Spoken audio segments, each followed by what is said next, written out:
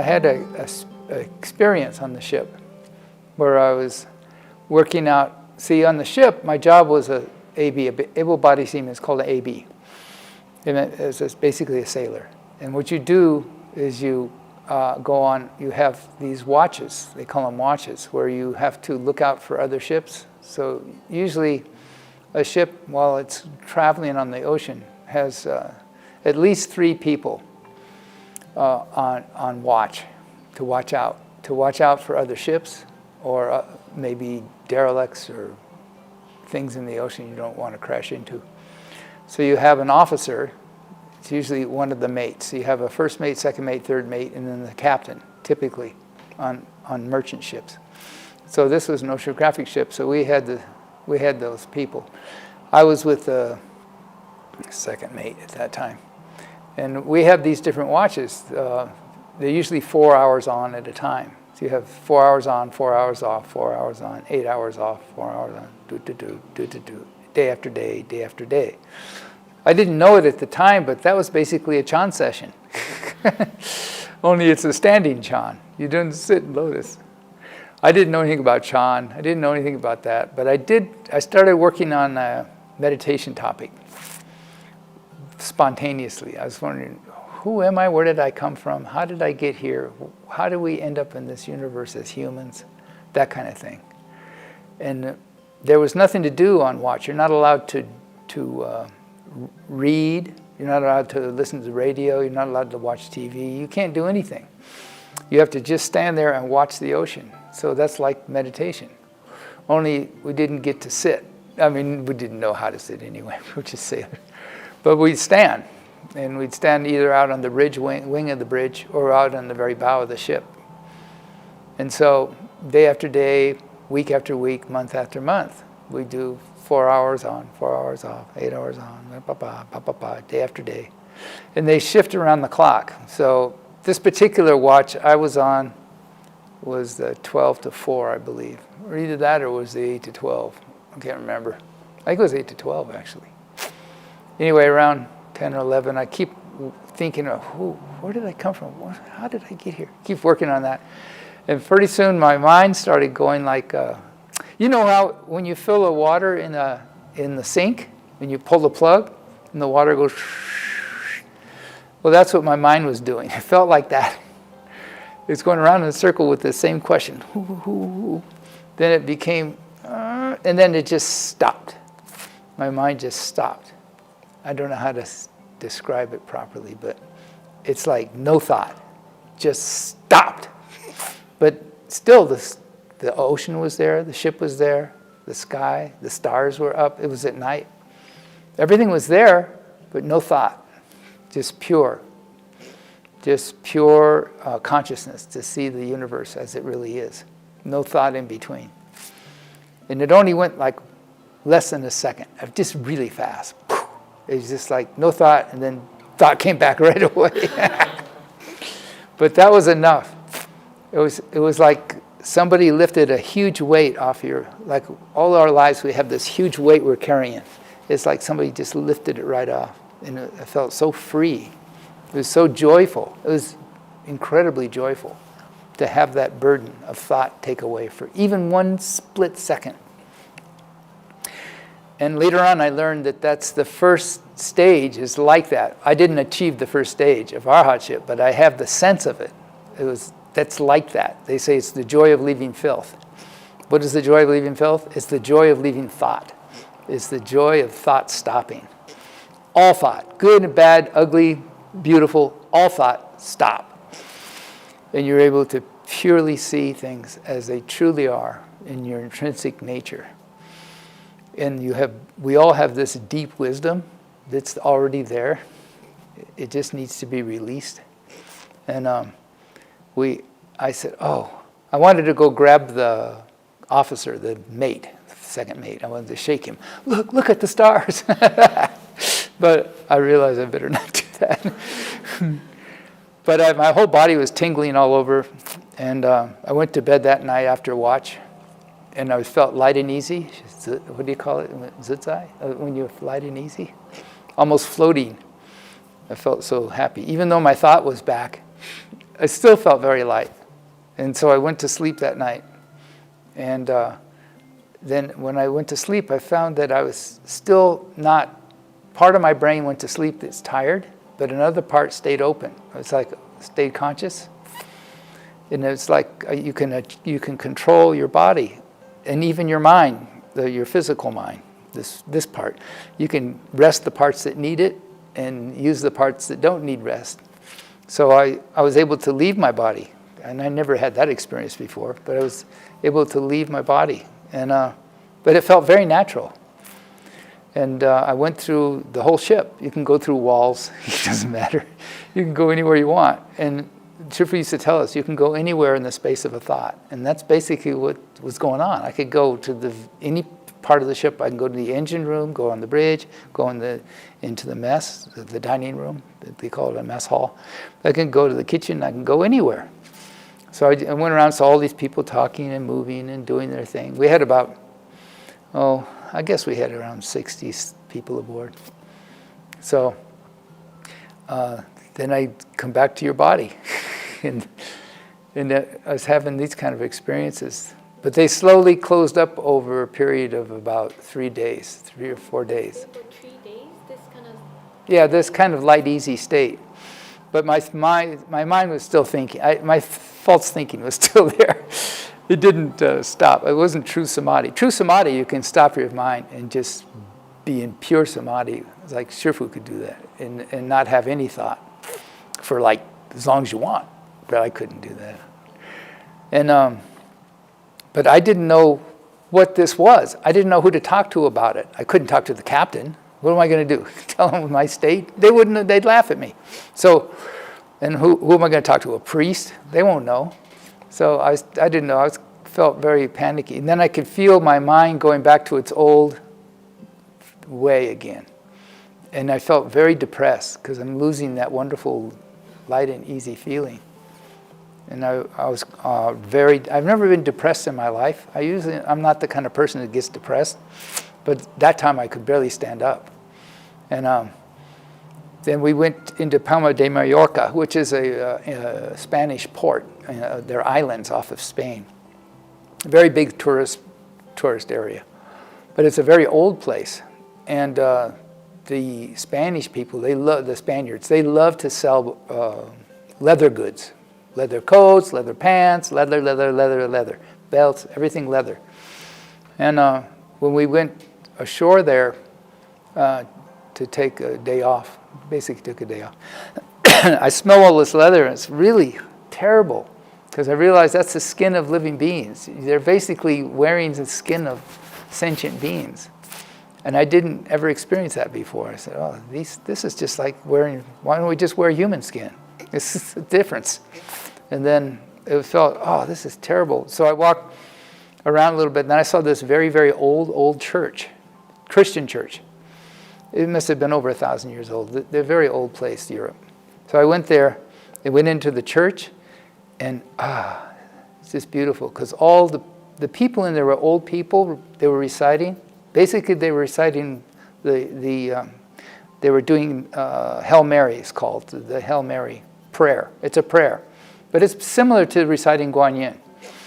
And they have done that their whole lives. And you can see they're cultivators. These people were cultivators. They were cultivating a pure Dharma. In their sense, it's as if we were reciting Guanyin.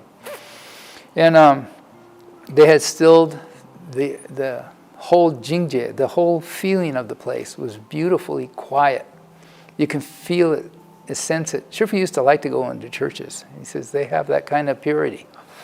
And not this, similar to a Buddha hall, and where everybody practices the Dharma of recitation. In their case, it's a prayer.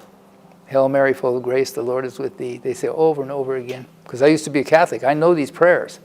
So I sat in the back and just felt, it's like an island, safety. It's like a safety island in a sea of leather. So I said, I really need to find what this state is. How come I had this state? I knew I couldn't talk to a psychologist. They wouldn't help me. And I couldn't talk to, I didn't know who to talk to. I couldn't talk to a priest. They don't have this kind of state. I know. I grew up in, I went to St. Augustine's Monastery in school. I know these kind of people. They're not like that. They don't have that kind of samadhi. I said, I want to talk to somebody. I need to find a teacher. I didn't know at the time I needed to find a teacher, but I need to find somebody to help me. Then I found a book in the library of our ship, had a little library on it, and I found a yoga book. And in the back it was a description of what enlightenment is by an old Swami from the 1920s. You can tell he had some way. He had something special. He had Shintong. He spoke of enlightenment, and it felt so real the way he described it. They had translated what he said. He said basically, enlightenment is our true natures, and everybody has it, and it's like a beautiful river, pure, clean river. And there are many streams that go to that river, so people find different ways to get to that river. There's no best way, no worst way. But he says, once you get to the river, if you're not pure, when you step into the river, you yourself will step out. You cannot take it. It's too beautiful. Nobody throws you out of this beautiful, beautiful river except you. And that's what happened to me. I realized, that's why I can't have that state, because I'm not pure. You have to have a grounding in the precepts. That's what the precepts are all about. You have to prepare you for this beautiful, clear stream to set into, the stream of enlightenment. You can't step into it. Nobody's going to throw you out of it. You yourself will. You say, I can't take it. It's too pure for me. And I realized this person really, I want to talk to a person like that. But I know he'd already passed away, so it couldn't be him. So I had to find somebody, a guru or a teacher. So when we got back to the US, after 6 months, I still have different kinds of states during all this time. But we finally got back. And when we came in, I started looking around. I started reading. At that time, this is 1969. So very popular back then were the hippies. This is the time where people were exploring Eastern religion. So they really liked the Maharishi Mahesh Yoga. And then there was the Hare Krishnas, and there was a bunch of other people. There was a Tibetan Lama, all these people, very popular. And the Beatles, the rock and roll Beatles, they had gone over to India, and they've had this experience, la la la. So everybody's and so I said, well, maybe I'll find somebody there. So I went over to the Maharishi place, and they had these little places all over the U.S. for meditation, like for meditation. They call it Transcendental Meditation. And they said, all you have to do is sit for 20 minutes a day and you'll become enlightened. So, really good. So I went in there, and there was a young girl about my age, and she said, all you got to do is recite this mantra. And she gave me a mantra to recite, some crazy sound. She probably just made it up, I don't know. So, and then you try to sit, you can sit in the half lotus or just cross-legged. And if you can sit in the full lotus, that's okay. That would be good too. And that's all you have to do. And I said, this doesn't sound, this is kind of cheap. I don't think this is, no, I need to find a teacher. So it took me a long time to eventually find a real teacher. And by then it was over a year, I think. Well, not quite a year. We came back in 69. Yeah, that's when we came back. So I had met Shifu December, late 69, but I finally got around to being able to meet the master. And then I realized I could just sense that this person, he has the way. I just knew. So that was my experience. Other people have different kind of experience, but that was my...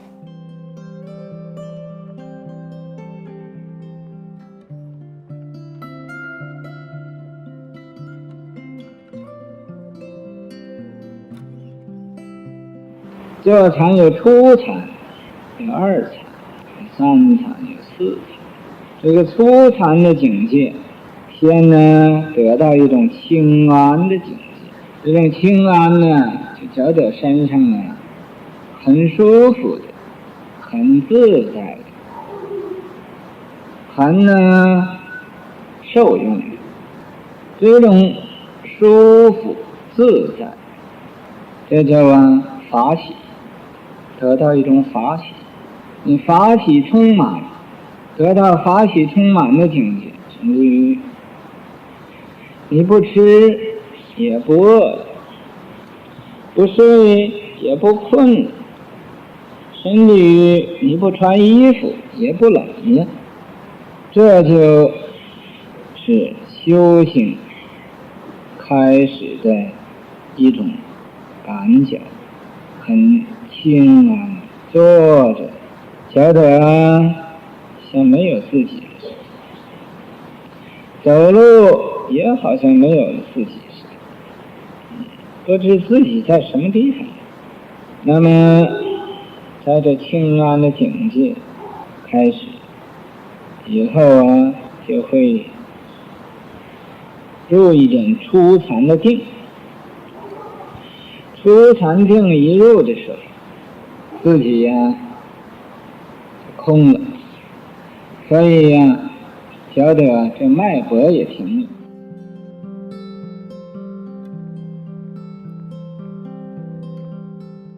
这打坐觉得非常自在，自在自在真自在哦，难以言形容，说不出来那么自在了啊！你要得到这种自在呀，你把什么都忘了，你这个美国人现在都吃药，你没得到真正的这个禅定的那个胃禅呢，我不知道是那个傻一界叫胃禅呢，那个胃禅呢，那种的滋味呀，比任何的情形都快乐啊，比你男女结婚也快乐，比你这个吃任何的麻醉品呢，什么药也快乐，那种的境界简直这是说不出。所以说自在自在真自在，难以言形容，说不出来的啊！所以说入人饮水冷暖自知，就好像喝茶似的，这个茶是凉的你自己也知道，这个茶是热的你自己也知道，一定这个境界一定要过来人才明白。怎么叫过来人呢？从这个路上走过来的你一说他知道你这是到一个什么阶段上了，到一个什么程度上了啊。那么修禅只要你有一点诚心，谁都可以得到的。那么那种的快乐法呀没有可以能和他比的。所以这叫离生喜乐地，离开烦恼将要离开烦恼，得到的快乐了。这是这个定的一种。